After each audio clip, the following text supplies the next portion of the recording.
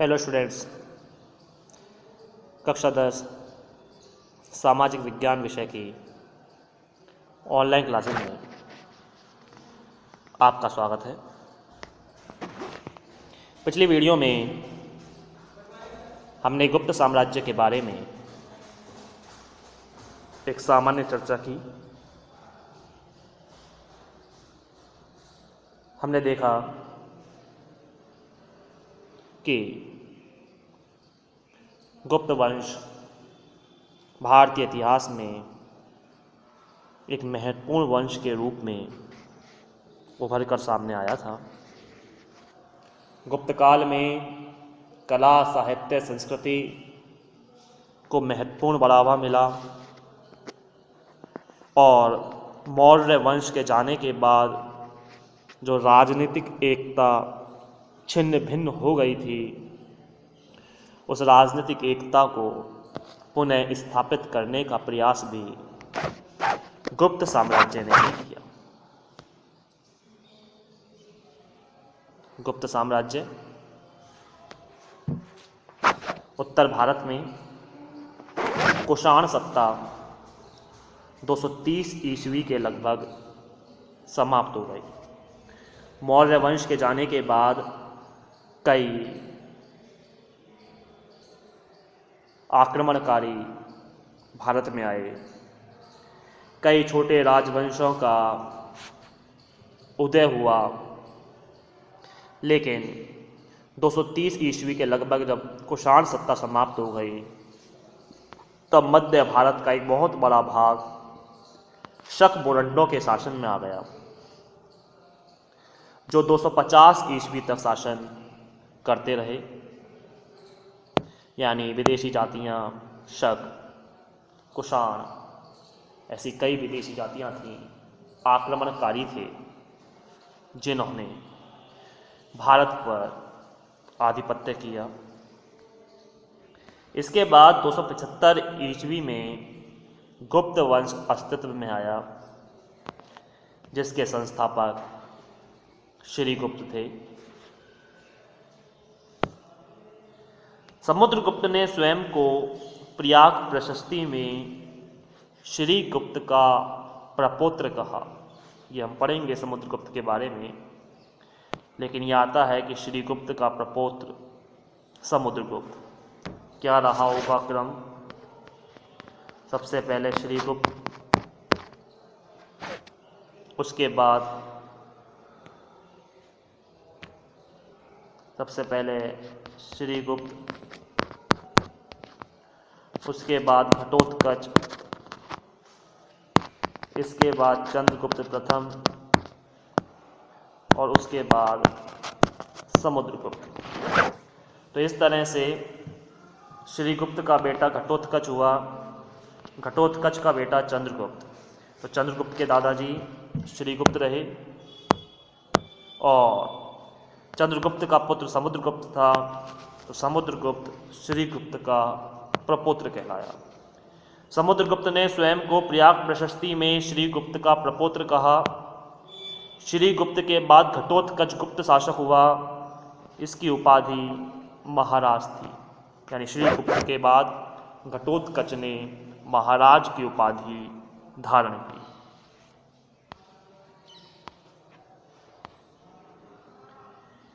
चंद्रगुप्त प्रथम की बात करते हैं।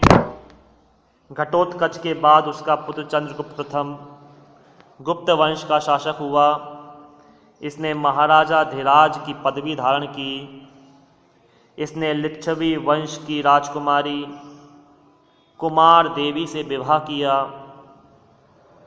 चंद्रगुप्त प्रथम ने 319 ईस्वी में एक संवत चलाया, जो गुप्त संवत के नाम से प्रसिद्ध है।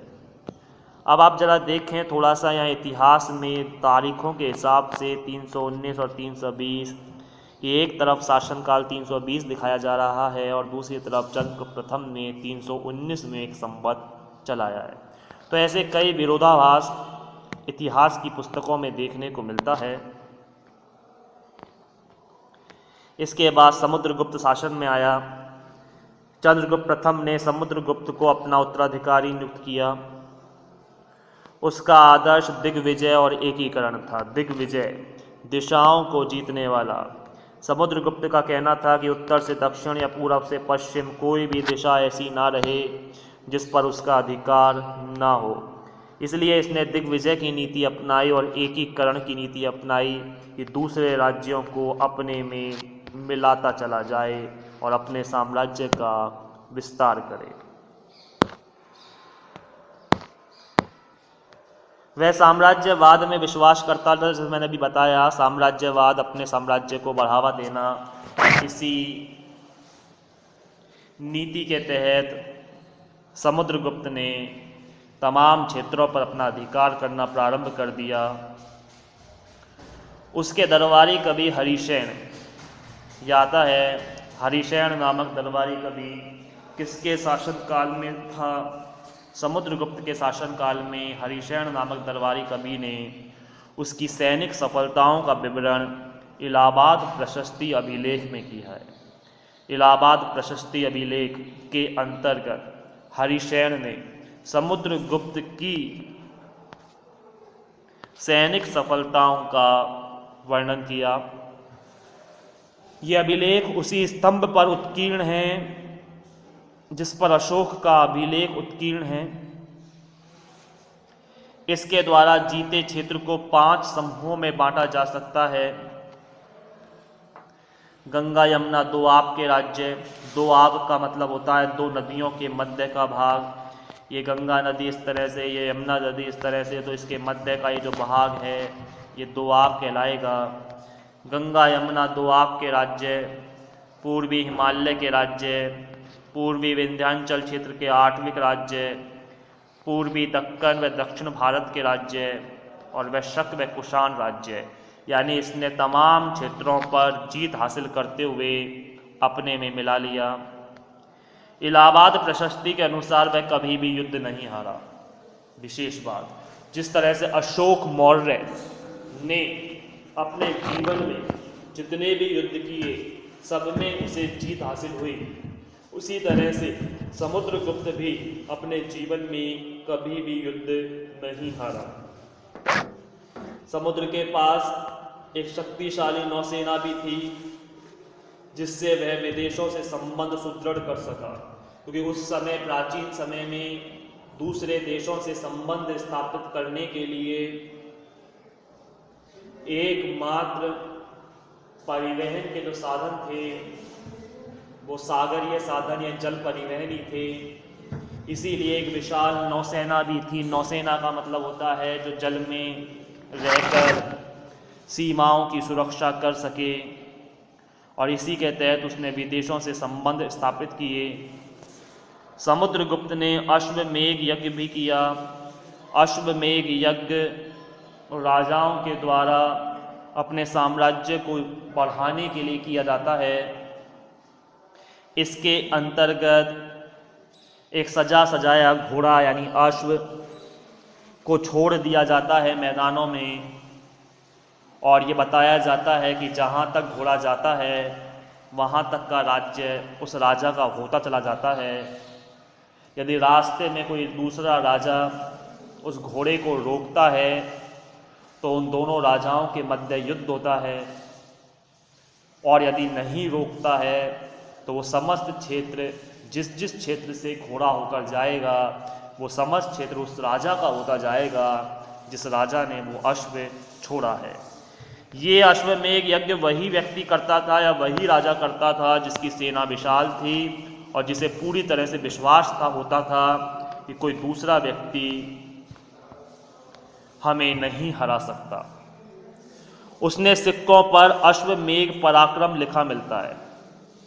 यह ललित कलाओं में भी निपुण था। ललित कलाएं, विभिन्न प्रकार की कला, संगीत कला, नृत्य कला, पाक कला, ये तमाम तरह की कलाओं को एक संयुक्त रूप से ललित कला कहा जाता है। उसे कविराज भी कहा गया। कविराज, कवियों का राजा। वह संगीत में भी निपुण था। एक सिक्के पर उसकी आकृति वीणा बजाती हुई दिखाई गई है। वह विष्णु का भक्त था, लेकिन दूसरे धर्मों का भी समान रूप से आदर करता था। तो समुद्रगुप्त, जिसके शासन काल में कला चरमोत्कर्ष पर पहुंची और जिसके शासन काल में गुप्त साम्राज्य का काफी विस्तार हुआ, वो समुद्रगुप्त था, जो श्रीगुप्त का पौत्र था।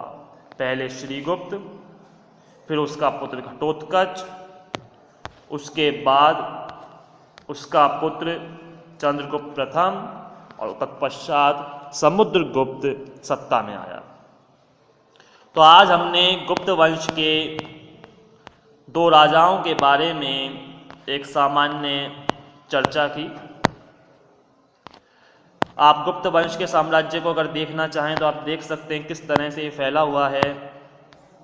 ये हिस्सा जो आता है शुरुआती दौर में, ये चंद्रगुप्त प्रथम का था। उसके बाद चंद्रगुप्त द्वितीय ने इत्ते से क्षेत्र से अपने साम्राज्य को बढ़ाया और यहाँ तक फैला दिया। तत्पश्चात चंद्रगुप्त द्वितीय ने इस क्षेत्र को यहाँ तक फैलाया, यानी गुप्त वंश का साम्राज्य ये पूरा देखने को मिलता है। तो आज हमने एक सामान्य चर्चा की। गुप्त वंश से संबंधित अन्य बातों की चर्चा हम आगामी वीडियो में करेंगे। तब तक के लिए धन्यवाद।